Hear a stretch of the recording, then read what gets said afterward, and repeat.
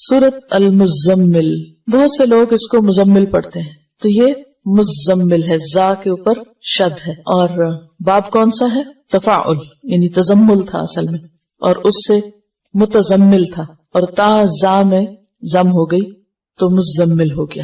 اس سورت کے 2 رکوع ہیں، اور پہلا رکوع بالاتفاق مکی ہے اور مکہ کے ابتدائی دور میں نازل ہوا۔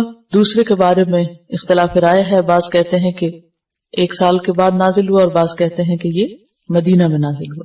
20 آیات ہیں، 285 کلمات ہیں، 838 حروف ہیں۔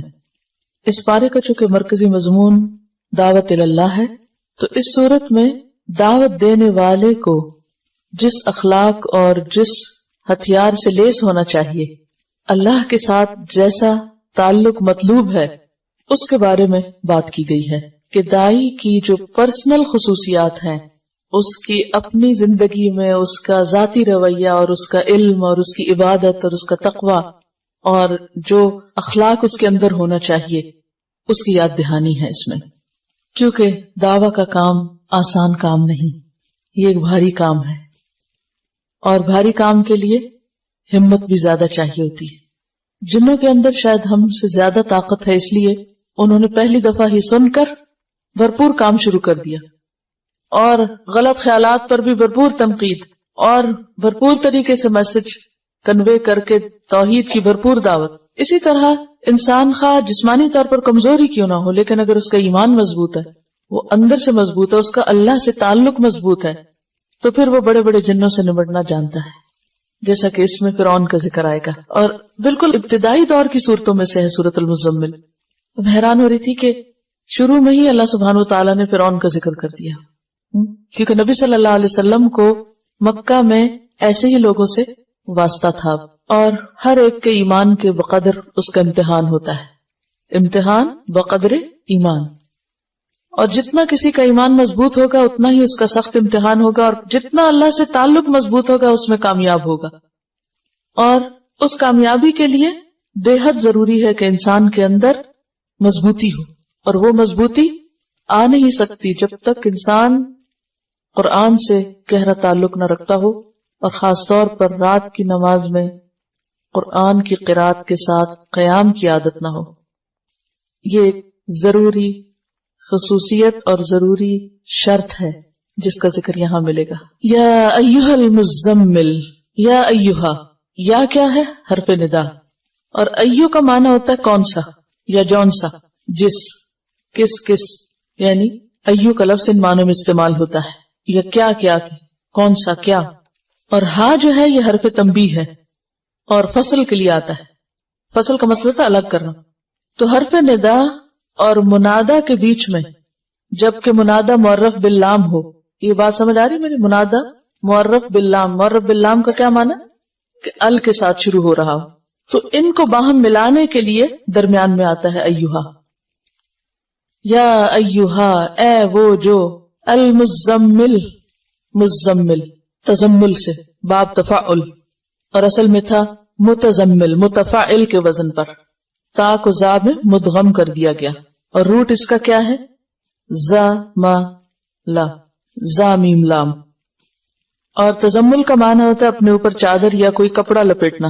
خطاب ہے نبی صلی اللہ علیہ وسلم سے، یا ایھا المزمل، اے کپڑے میں لپٹنے والے، اے چادر یا کمبل لپیٹنے والے۔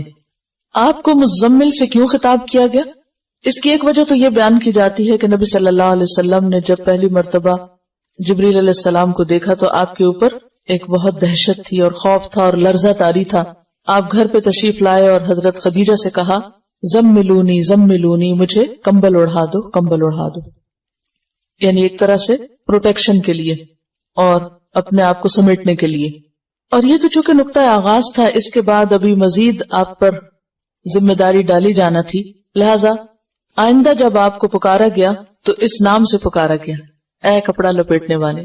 اور عربوں میں دستور یہ ہوتا ہے کہ جب کسی کو خطاب کیا جاتا ہے تو اس کے حال کا ذکر کر کے اس کو بلایا جاتا ہے، اور یہ ایک محبت کا انداز ہوتا ہے۔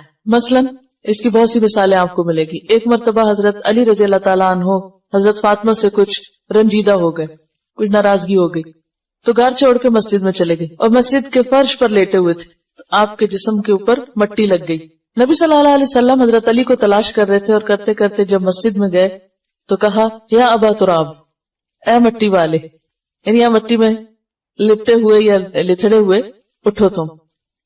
اسی طرح حضرت ابو ہریرہ جو تھے ان کو بلیوں سے بہت پیار تھا تو ان کا نام ابو ہریرہ رکھ دیا گیا.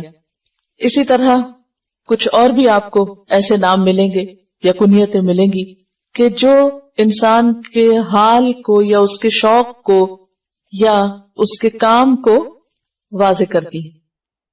تو نبی صلی اللہ علیہ وسلم نے چونکہ پہلی وحی کے بعد کپڑا اوڑھ لیا تو وہ ایک اتنا پیار بھرا انداز تھا کہ اللہ سبحانہ وتعالیٰ نے اس کو یاد کرایا اور فرمایا یا ایھا المزمل، اے کپڑا لپیٹنے والے. اب کپڑا لپیٹنے کا وقت نہیں، اب کیا ہے؟ اب تو کام کا وقت ہے. آپ ڈرے نہیں، گھبرائے نہیں، یعنی ایک طرح سے تسلی دی جا رہی ہے، محبت سے خطاب کیا جا رہا ہے. یا ایھا المزمل، اے مزمل، قم اللیل، قم اٹھو، فعل امر ہے قیام سے، اور قیام کہتے ہیں بیٹھے یا لیٹے ہوئے آدمی کا اٹھ کھڑا ہونا یا چلتے چلتے کھڑے ہو جانا. یعنی کوئی بیٹھا ہوا ہے تو بیٹھنا چھوڑ کے اٹھ جائے، یا لیٹا ہوا تو اٹھ جائے، یا پھر چل رہا ہے تو کھڑا ہو جائے. ان سب کے لیے کیا آتا ہے؟ قیام. قم اللیل، رات کو کھڑے ہو جاؤ. اب اس کا یہ مطلب تو نہیں کہ آپ نیند چھوڑ کے تو کھڑے رہا کرو، یہ عام کھڑا ہونا مراد نہیں ہے. یہاں قیام سے مراد نماز ہے، قیام اللیل ہے. آپ نے پیچھے پڑھا کہ بعض اوقات نماز کے لیے لفظ قرآن آتا ہے، بعض اوقات تسبیح آتی ہے، بعض اوقات سجدے کا لفظ آتا ہے، تو جز بول کے کل مراد ہوتا ہے. اور یہاں پر قم، کھڑے ہو جاؤ سے مراد ایسے آئیڈیلی کھڑا ہونا نہیں بلکہ نماز میں کھڑے ہونا ہے.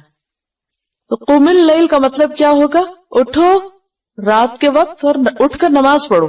اور اللیل سے مراد ساری رات ہے. لیکن اگلے حرف استثناء نے، حرف استثناء کون سا؟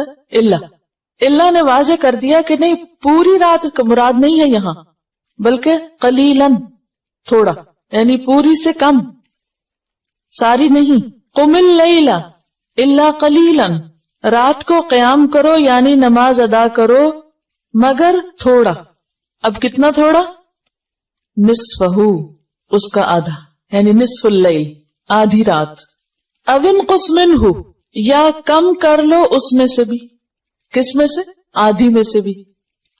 آدھی کا پھر کم کیا ہوگا؟ تہائی ہو جائے گا، 1/3 ہو جائے گا، ٹھیک ہے. یا پھر اس کا بھی کم کریں تو چوتھائی ہو جائے گا، یعنی نصف النصف کریں تو چوتھا حصہ رہ جائے گا. یعنی ایک کا آدھا کریں، ایک کے 2 حصے کریں تو کیا ہوگا؟ نصف کریں تو آدھا کہلائے گا، اور نصف کو نصف کر دے تو چوتھائی ہو جائے گا، کوارٹر ہو جائے گا. او انقص منہ قلیلاً، تھوڑا سا. تو اس کا مطلب یہ ہے کہ بالکل آدھا نہیں کرنا بلکہ اس میں سے کچھ ہی کم کرنا ہے، یعنی تہائی رات. او زد علیہ، یا اس پر زیادہ کر لو، یعنی نصف پر. تو نصف یا آدھا جو ہے، ہاف جو ہے، وہ کیا ہے؟ سٹینڈرڈ. کبھی آدھے سے کم کر لو یا اس سے بھی تھوڑا کم، یا آدھے سے کچھ زیادہ بھی کر لو. تو ڈیپینڈ کرتا ہے کہ جیسے بھی حالات ہیں. اب اس دور میں گھڑیاں تو تھی نہیں، کوئی الارم کلاک نہیں تھے، موبائل نہیں تھے، کوئی اور